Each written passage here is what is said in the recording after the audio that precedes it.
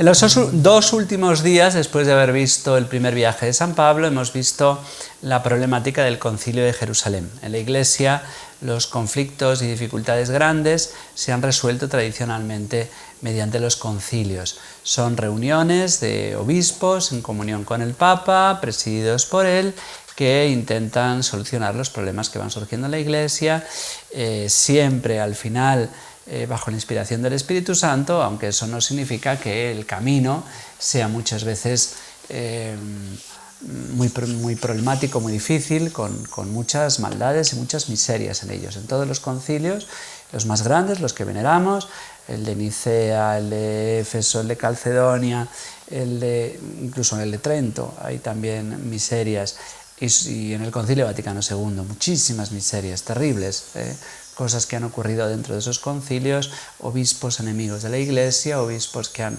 intentado hacer daño y que lo han hecho, de hecho, pero bueno, pues vamos viendo y aprendiendo de la historia a ver que en medio de esas disputas y de esas maldades y de esas debilidades y de esas negligencias y de esas negaciones de Cristo, pues el Espíritu Santo se va abriendo camino y va haciendo el bien en la Iglesia. Pues esto nos ayuda a no escandalizarnos al ver hoy en día pues tantas miserias en los miembros de la Iglesia y en sus cabezas. Bien, pues después del desarrollo de esta gran disputa, hoy vemos lo que diríamos el documento conciliar, ¿no? El decreto que escriben para darle a Pablo y Bernabé para que vayan a Antioquía y los dejen ya pacificados, porque estas guerras y estas disputas, estas discusiones dentro de la Iglesia, pues crean mucha desazón, mucha división, dejan muchas heridas. Acordaron elegir a algunos de ellos, de los presbíteros de la Iglesia, de la jerarquía, y mandarlos a Antioquía con Pablo y Bernabé. Pablo y Bernabé van a ir, pero como son parte de la discusión, pues van con algunos, diríamos, que no son imparciales, para hacer ver que Pedro, Santiago, Juan, los apóstoles y los presbíteros han dictaminado que no hay que circuncidarse y que hay que dejar en paz a los griegos, a los helenistas, a los paganos que se hacen cristianos. Eligieron a Judas Barsabá, del cual no sabemos apenas nada, este versículo y otro más adelante, que nos va a decir que es profeta y poco más, y a Silas. Silas será el que en otras ocasiones se llamará Silvano. Es muy normal que tengan dos nombres estas personas, que será el compañero del segundo viaje de San Pablo cuando se quede sin Bernabé, cuando se quede sin Marcos, como veremos. Entonces mandan a Judas y a Silas o Silvano, miembros eminentes entre los hermanos, y les entregaron esta carta. Y ahora se nos lee el decreto, el documento conciliar, que entonces eran bastante más breves y más fáciles de entender. Los apóstoles y los presbíteros hermanos saludan a los hermanos de Antioquía, Siria y Cilicia, es decir, para todas las comunidades que dependen de Antioquía. Son decisiones para una zona, pero al ser la Iglesia católica y universal, pues se hacen extensivas al resto de la Iglesia. Y es un documento que desautoriza a los judaizantes, porque aquí el problema es el de los judaizantes, el de los que quieren llevar a judaizar, y judaizar es querer convertir a un cristiano libre en un esclavo de la ley de Moisés. Eso es judaizar, hacerle judío antes que cristiano. Nos hemos enterado de que algunos de aquí, sin encargo nuestro, les han alarmado e inquietado con sus palabras. Ha ido gente de Jerusalén a pescar en pecera, diríamos, es decir, esto pasa muchas veces en la Iglesia, que cuando se ve una comunidad rica, tradicional, fecunda, vienen otros que son estériles como mulos y vienen a meter sus narices y sus sucias garras a las comunidades más fieles al Espíritu Santo para manchar y destruir. Esto ha ocurrido desde el principio, ocurre y ocurrirá. Y dice, hemos decidido por unanimidad elegir a algunos y enviárselos con nuestros queridos Bernabé y Pablo, que han dedicado su vida a la causa de nuestro Señor Jesucristo. En vista de esto, mandamos a Silas y a Judas, este Barsabá, del cual no sabemos nada, que les referirán de palabra lo que sigue. Hemos decidido el Espíritu Santo y nosotros no imponerles más cargas que las indispensables. Esta es la tesis del concilio.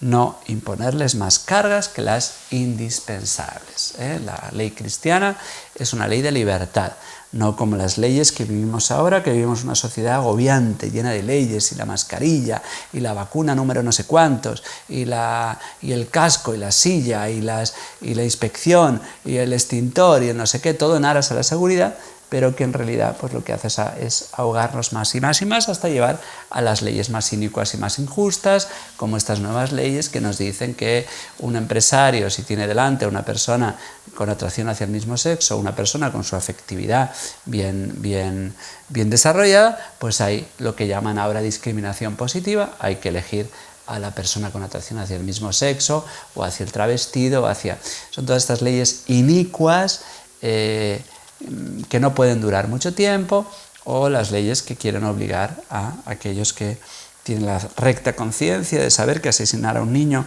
es un crimen, pues negarle la objeción de conciencia al médico, o como ha ocurrido ahora en España. En España tú puedes quemar una papelera en la calle y es una protesta y es democracia, y como mucho es una falta, aunque estés destrozando mobiliario urbano.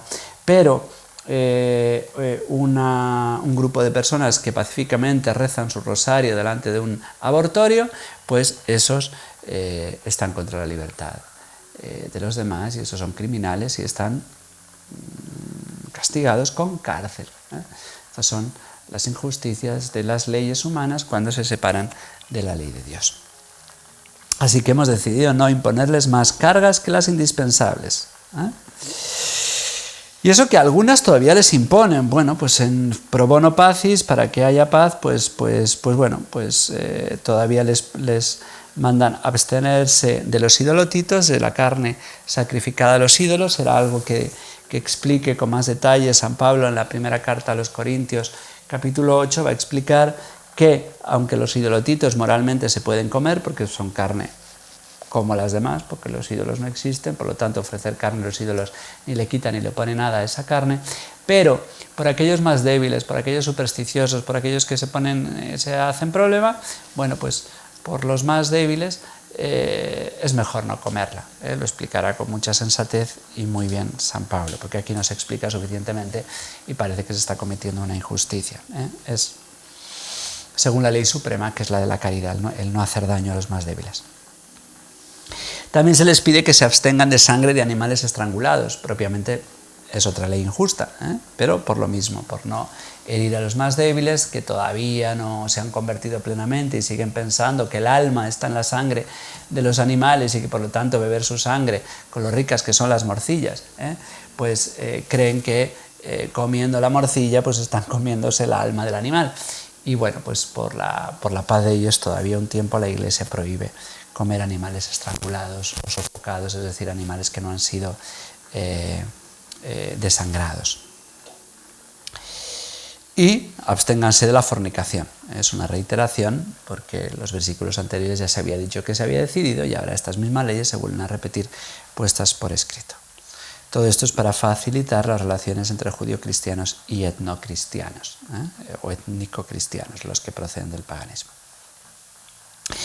Los despidieron y ellos bajaron a Antioquía, donde reunieron a la iglesia y entregaron la carta. Al leer aquellas palabras alentadoras, se alegraron mucho. Se alegraron mucho porque es la conquista de la libertad de los hijos de Dios. Ya no hay que circuncidarse, la iglesia ya por fin ha recibido el espaldarazo definitivo para aquello que le había sido revelado por una desconocida revelación o manifestación o visión, no sabemos lo que fue a San Pablo, y una visión que sí conocemos que le fue revelada a San Pedro antes de bautizar a Cornelio, cuando 2 veces nos cuenta los Hechos de los Apóstoles que desciende un mantel lleno de animales y se le dice mata y come. En broma decíamos en el seminario que algunos de mis compañeros más gorditos decían que si algún día iban a ser obispos, su lema episcopal sería este: mata y come, porque es el permiso que da Dios para que podamos comer bien, porque Dios no ha hecho nada impuro, Dios no ha hecho nada malo, ni el alcohol, ni siquiera las drogas son malas cuando son bien utilizadas, no para doparse ni para crear alucinaciones, sino para medicinas. Pues Dios ha puesto en el mundo todo para nuestro bien. Y el alcohol Dios no lo ha hecho para los borrachos, sino lo ha hecho para aquellos que saben beber y saben alegrarse acompañando la comida con un poquito de licor o de vino. Judas, Barsabá y Silas, que eran también profetas, exhortaron con un largo discurso a los hermanos y les confortaron. De Silas seguiremos sabiendo, porque es Silvano, el compañero de este próximo viaje de San Pablo, pero de Judas, Barsabá no volveremos a saber nada más. Pasado algún tiempo fueron despedidos en paz por los hermanos para volver a los que los habían enviado. Aquí hay una cosa muy curiosa, Está diciendo que Silas y Barsabá vuelven, pero acto seguido se dice que Silas se va con San Pablo al siguiente viaje, entonces no se ha vuelto. Bueno, hay un versículo 34 que aparece en algunas Biblias entre paréntesis o entre corchetes, porque en la mayoría de los manuscritos no está, pero alguien, el mismo San Lucas o alguien, ha introducido esta frase. Pero Silas creyó mejor quedarse y partió Judas solo, porque claro, aquí hay una contradicción, sale, ¿se va a Silas o no se va? Bueno, pues la sensación que da es que no se va, porque acto seguido va a empezar el segundo viaje, porque hoy se nos prepara para este segundo viaje que iremos escribiendo a partir de mañana y toda la semana siguiente, casi entera. Vamos a estar 7-8 días narrando el segundo viaje de San Pablo, que será muy especial porque será la entrada del Evangelio a Europa por Macedonia, por Grecia.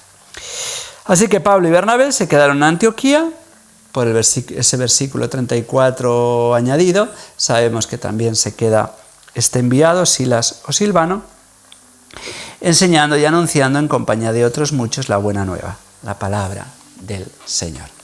Pues ya digo, después de esta gran noticia de que estamos liberados de las leyes inicuas, de las leyes que ahogan el espíritu, que nos quitan la libertad, porque hay que obedecer a Dios antes que a los hombres, pues ahora el Evangelio prosigue su expansión, ahora entrando a Europa, para que de ahí dé el salto a nuestro bendito continente siglos después, este Evangelio que nada ni nadie podrá parar.